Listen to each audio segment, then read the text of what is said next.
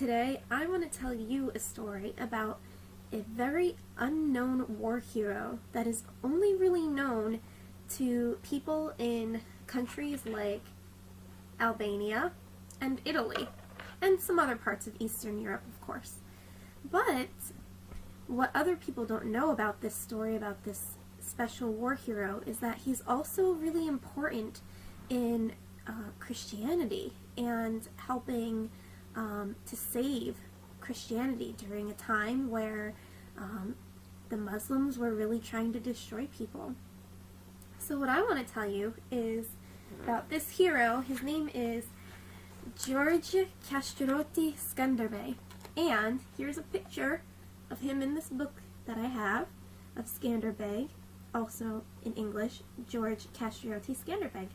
And there he is. He's got a helmet, he's got a big beard, and there's his name. Okay, and this came from a book about Sicily. So what I want to tell you is how cool this guy really is, and what he did to help save Christianity in his part of the world.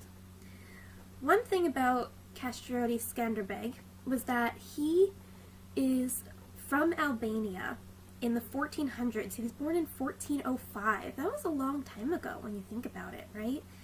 And he wanted to help save the people of Albania who were being forced to become Muslims and practice Islam.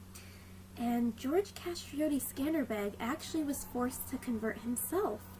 When he was a kid, think about this, when you're such a young kid and you don't know what's going on and you get taken away from your home with your brothers and you get forced to do something you don't want to do, especially to practice a religion that you don't really know anything about, that you might not believe in.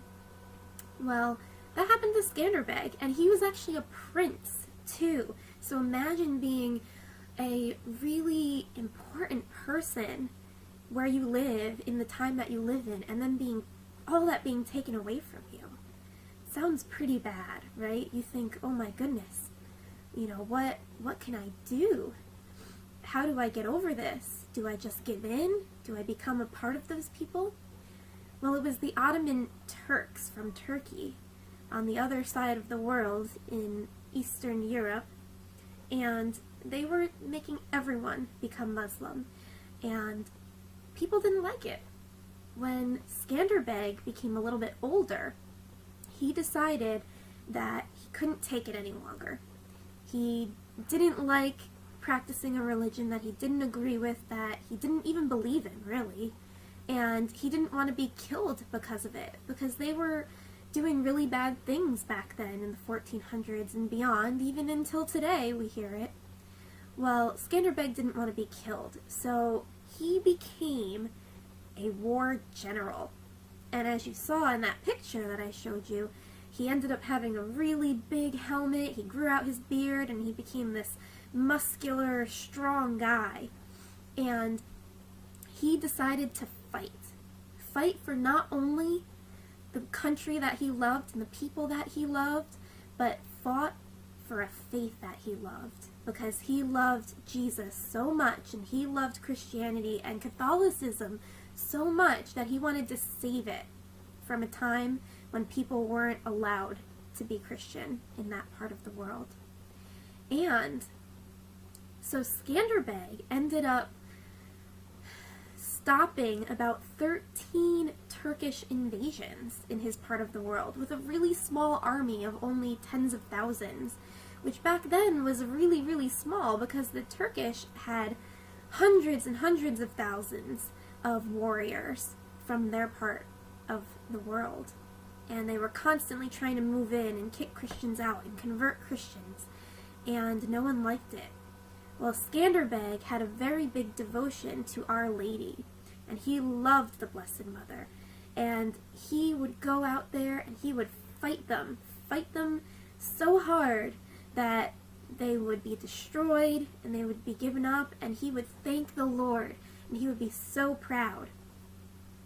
He was even named a captain of the Holy See. He was appointed by the Pope at that time to for all of the special work that he was doing for fighting for Christianity during a really bad time.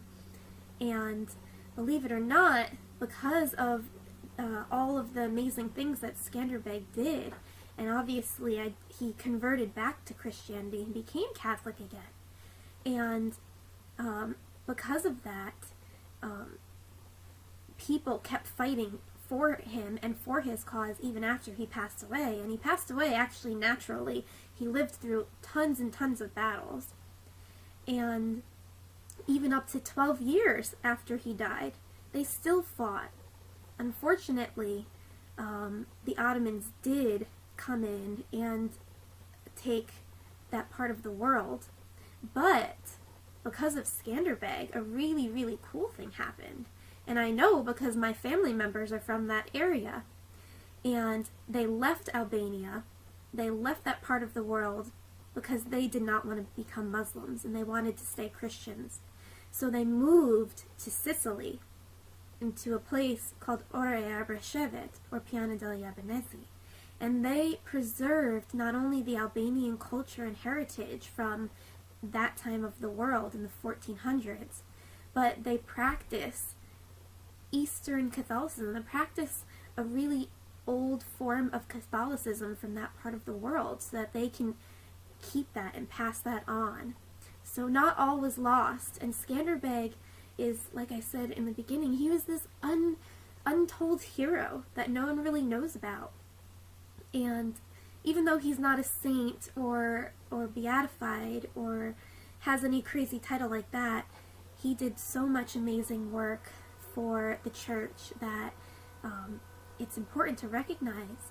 And so many other people and saints that we know just like him, like the person he was, were warriors, and they were strong, and they really, really fought for Christianity.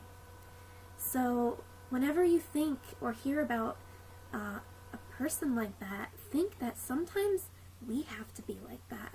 We have to be warriors, and we have to be strong for our faith, even if we feel like we're being overtaken, or even if we feel like it won't work, because then we can be heroes like Skanderbeg and help save parts of our faith that may be destroyed in other ways or be put elsewhere.